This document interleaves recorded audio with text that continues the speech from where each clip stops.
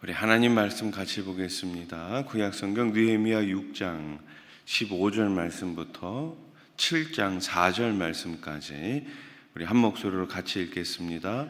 성벽 역사가 52일 만인 엘루럴 25일에 끝나매 우리의 모든 대적과 주위에 있는 이방 족속들이 이를 듣고 다 두려워하여 크게 낙담하였으니 그들이 우리 하나님께서 이 역사를 이루신 것을 알미니라. 또한 그때의 유다의 귀족들이 여러 번 도비아에게 편지하였고 도비아의 편지도 그들에게 이르렀으니 도비아는 아라의 아들 스가냐의 사이가 되었고 도비아의 아들 여호하난도 베레가의 아들 무술람의 딸을 아내로 맞이하였으므로 유다에서 그와 동맹한 자가 많음이라. 그들이 도비아의 선행을 내 앞에 말하고 또 내 말도 그에게 전하매 도비아가 내게 편지하여 나를 두렵게 하고자 하였느니라.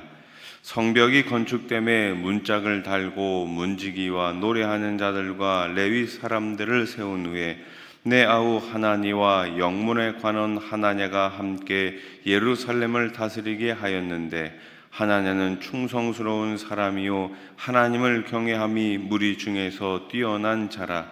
내가 그들에게 이르기를 해가 높이 뜨기 전에는 예루살렘 성문을 열지 말고 아직 파수할 때에 곧 문을 닫고 빗장을 지르며 또 예루살렘 주민이 각각 자기가 지키는 곳에서 파수하되 자기 집 맞은편을 지키게 하라 하였노니 그 성읍은 광대하고 그 주민은 적으며 가옥은 미처 건축하지 못하였음이니라. 아멘. 느헤미야가 주도한 성벽 재건 공사가 마침내 끝이 납니다. 그런데 성벽 공사를 마쳤다고 해서 느헤미야의 사명이 다 끝난 것은 아니지요. 마무리해야 할 일이 아직 남아 있었습니다. 느헤미야는 긴장감을 늦추지 않고 포로에서 돌아온 이 귀한 공동체를 이끌어 갑니다. 성벽 재건 공사가 정확하게 52일 만에 마무리가 됩니다. 이는 하나님의 역사가 아니고는 설명할 수 없을 정도로 참으로 대단한 일입니다. 대적들도 이 사실을 부인할 수 없었기 때문에 크게 낙담하고 있었습니다. 자, 오늘 보면 16절 말씀을 다시 한번 보세요. 우리의 모든 대적과 주위에 있는 이방 족속들이 이를 듣고 다 두려워하여 크게 낙담하였으니 그들이 우리 하나님께서 이 역사를 이루신 것을 알미니라. 아멘. 사람의 일이 아니라는 것이죠. 하나님께서 하셨다는 것입니다. 하나님께서 하시면 막을 자가 없습니다. 하나님께서 문을 여시면 닫을 자가 없고 하나님께서 그 문을 닫으면 열 자가 없습니다. 느헤미야가 이룬 이 모든 일들은 바로 하나님의 역사였어요. 우리 삶도 마찬가지입니다. 내가 한다고 생각하면 어려워요. 하나님이 하시면 쉽습니다. 하나님이 하시면 불가능한 것도 가능하게 되고 하나님이 하시면 움직일 것 같지 않은 사람의 마음도 움직일 수 있습니다. 그래서 우리는 전능하신 하나님을 믿고 그 하나님 앞에 기도해야 할 줄로 믿습니다. 기도하는 자, 믿음을 가지고 오늘 이 새벽에도 기도하는 자에게 하나님께서 응답의 역사를 주실 줄로 믿습니다. 자, 하나님은 사람을 통해 일하시지만 사람에게 맡기고 가만히 계시는 분은 또 아니시죠. 하나님은 세심하게 저와 여러분들을 돕고 계십니다.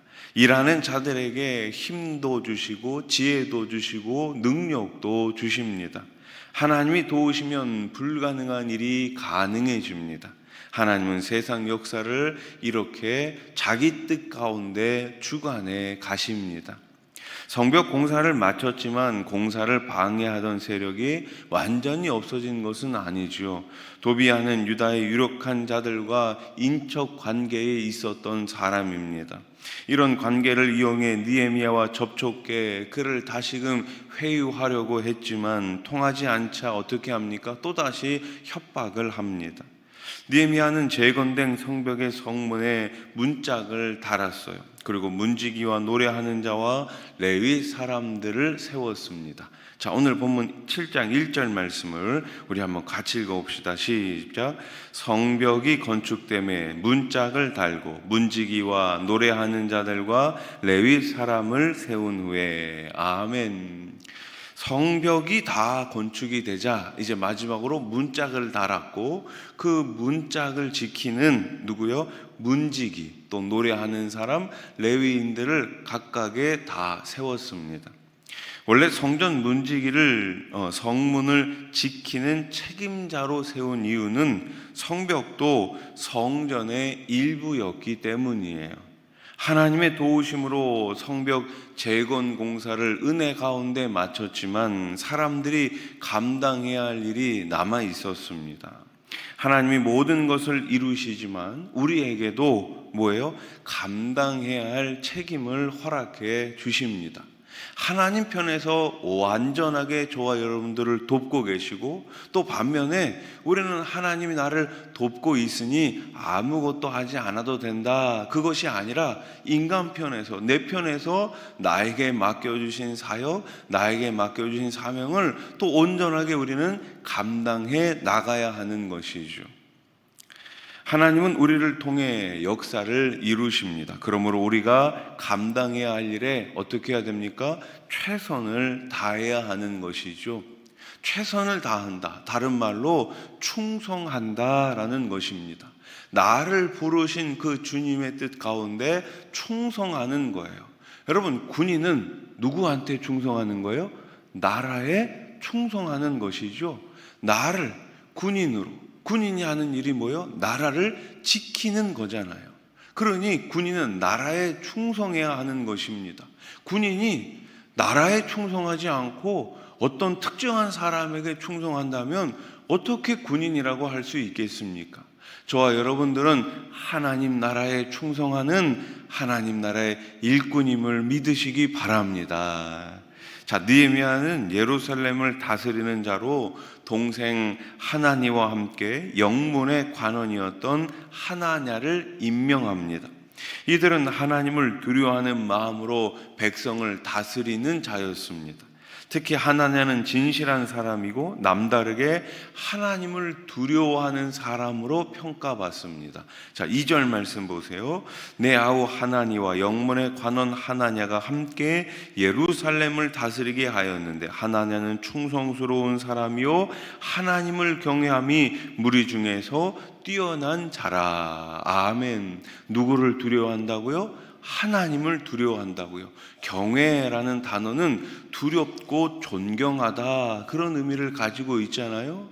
여러분, 하나님께 부름받은 하나님 나라의 일꾼들은 사람을 두려워하는 것이 아니라 누구를 두려워해야 되는 거예요? 하나님을 두려워해야 하는 것입니다. 하나님을 두려워해야지만 어떻게 할 수 있는 거예요? 정직하게, 온전하게, 충성스럽게 일할 수 있는 거예요. 여러분, 우리가 가끔 공장에 일하시는 분들 CCTV를 통해 가지고 감시를 한 해 만에 그러면서 뉴스가 나오잖아요. 감시를 하면 불편하잖아요. 또 감시를 안 하면 또 무슨 일 할지 모르니 또 고용주 입장에서는 그런 식으로 또 이 CCTV를 단단 말이에요. 여러분, 한번 생각해 보십시오. 하나님 나라에서 내 마음대로 한다면 그것이 가능하겠습니까? 우리는 누구 눈치를 봐야 돼요? 하나님 눈치를 봐야 하는 거예요. 그런데 하나님 뜻 가운데 하나님께 부름을 받았음에도 불구하고 내 마음대로 일한다면 하나님 마음이 어떻겠습니까? 이 눈치라는 말이 좀 좋지 않은 말 같지만 우리는 다른 것보다도 가장 중요하게 하나님의 뜻을 분별하고 충성스럽게 이 사역을 계속해 나가야 할 줄로 믿습니다. 하나님께 쓰임받기를 원하는 사람은 하나님을 경외함에 그 누구보다도 탁월해야 하는 거예요. 하나님은 당신을 두려워하는 자, 당신을 사랑하는 자, 당신을 경외하는 자를 사용하십니다. 성도는 그래서 사람을 두려워하지 말고 하나님을 가까이 하고 하나님 뜻 가운데 내 인생을 맡겨야 하는 것이죠. 느헤미야는 하나니와 하나냐에게 성문 개폐, 성문을 여는 것과 닫는 것, 또 성벽 파수를 위한 사항을 구체적으로 지시하지요. 또한 예루살렘 주민은 자기 집 맞은편을 지키도록 했어요. 성읍은 넓었지만 그에 비해 주민은 적었고 완성된 가옥도 많지 않았기 때문입니다. 자, 4절 말씀 우리 같이 읽어봅시다. 4절 시작. 그 성읍은 광대하고 그 주민은 적으며 가옥은 미처 건축하지 못하였음이니라. 아멘. 예루살렘에는 아직도 미흡한 것들이 많았습니다. 성벽만 완성되었을 뿐이에요. 부족한 부분들은 이제 서로 힘을 합쳐서 해결해야 했습니다. 성벽을 재건하는 일이나 예루살렘 성을 지켜내는 일이나 어떻게 해야 돼요? 모두 서로 힘을 합쳐야 했습니다. 한두 사람 가지고 되는 일이 아니죠. 거민들이, 주민들이 적었습니다. 서로 힘을 합치는 것이 그 어떤 것보다도 가장 중요한 시기였어요. 성벽 공사가 끝났다고 느헤미야의 사명까지 끝난 것은 아닙니다.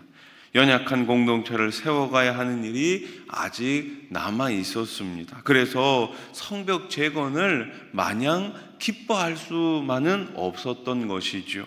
아직 가야 할 길이 많이 남아 있습니다. 여전히 대적들과 싸워야 했으며 성벽에 성문의 파수 책임자들을 세워야 했습니다. 성도는 한 번의 성공에 안주하면 안 됩니다. 한 번 나에게 맡겨주신 사명 끝났다고 해서 그걸로 다 끝난 것이 아니죠. 최종 승리의 때까지 우리는 영적인 경계심, 하늘나라 갈 때까지, 주님 앞에 설 때까지 우리는 끝까지 이 사명을 완수해 나가야 하는 것입니다. 말씀을 정리합시다. 사탄은 우리들을 세 가지 방법으로 공격합니다. 첫째는 사람의 약점, 나의 약점, 특히 죄와 관련된 약점을 찾아 공격합니다. 두 번째는 어떻게 공격합니까? 하나님의 자녀들이 육에 속해 살던 때에 그 기억을 가지고 공격합니다. 그 기억은 두 가지가 있을 수 있겠죠. 하나는 좋은 기억이에요. 야, 너 예수 믿기 전에 돈 많이 벌었잖아. 너 예수 믿기 전에 정말 재밌게 살았잖아. 그 기억으로 공격해요. 또 하나는 뭐예요? 야, 너 예수 믿기 전에 참 어렵게 살았잖아. 그런데 지금은 어때? 더 어렵잖아. 뭐가 재밌어? 뭐가 즐거워? 이러면서 계속해서 우리의 그 기억을 가지고 공격해요. 야, 너 같은 게 예수 믿어봐야 무슨 소용이 있어. 야, 너는 정말 나쁜 사람이었잖아. 너 예수 믿는다고 해가지고 네 죄가 그렇게 쉽게 변할 것 같아? 아니야. 너는 그냥 원래 살던 대로 살아. 그렇게 우리를 공격합니다. 자, 세 번째로 우리를 어떻게 공격해요? 이것이 가장 치명적인데 사탄은 우리의 교만을 가지고 공격합니다. 사탄은 우리가 잘 될 때를 기회로 삼아요. 잘 될 때 어떻게 할 수 있어요? 교만해질 수 있기 때문에. 교만해지면 넘어집니다. 여러분, 느헤미야는 모든 일을 마치고 교만해지지 않았습니다. 그 너머에 있는 또 계속해서 이루어 가야 할 그 사명을 다시금 생각했던 것이죠. 사탄은 우리가 잘 될 때를 기회로 삼습니다. 그래서 우리는 매일매일 하나님의 전신갑주를 입고 늘 깨어 있어야 하는 것입니다. 자, 그러면서 우리는 이런 고백을 우리 삶을 통해 매일매일 해야 합니다. 이 고백을 하면 넘어지지 않아요. 이 고백을 하면 교만해지지 않아요. 따라해 보십시오. 하나님이 하셨습니다. 자, 한 번 더. 하나님이 하셨습니다. 기도드리겠습니다. 하나님 아버지, 하나님이 하셨습니다. 하나님이 하셨습니다. 내 삶 가운데 모든 것들을 하나님께서 하셨습니다. 이 고백이 오늘 우리 삶의 매일매일의 고백이 되게 해 주시옵소서. 주신 사명 하나님께서 하셨습니다. 우리 수원하산교회 모든 것들 우리 하나님께서 하셨습니다. 우리 자녀들도, 우리 가정도, 우리 일터도, 사업장도 하나님이 하셨고 앞으로도 하나님이 이끌어 가실 것입니다. 하나님 아버지, 이 믿음 가지고 매일매일 승리하게 해 주시옵소서. 사단은, 마귀는 계속해서 우리를 유혹하고 넘어뜨리려고 하지만 이 고백 가지고 나아간다면 매일매일 넉넉히 승리하게 될 줄로 믿습니다. 우리 하나님께서 오늘 이 새벽에 나온 주의 백성들, 그 기도 제목 가운데, 그 부르짖음 가운데, 그 간구 가운데 우리 하나님 꼭 응답해 주시옵소서. 이 나라 이 땅을 다시금 긍휼히 여겨주시고